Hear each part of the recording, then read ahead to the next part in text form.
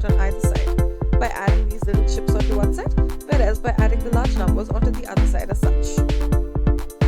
Next, taking this machine, the person or the child will have to take the magnet and allow each of the little balls into their place and get as many as possible according to the instructions given. As you can see, each of them have their color codes as well as their numbers accordingly. For this next game, the child will have this little net, and then one of the people will have to press this machine in order to let this little disc go up flying, and the other person has to catch it into it.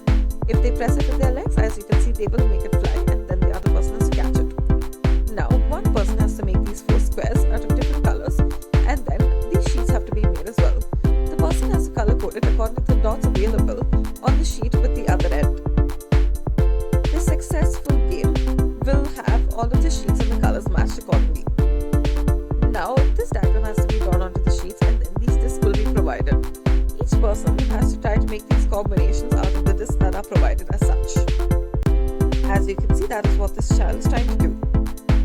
Each color has to come onto their respective end, and then they should be combined respectively.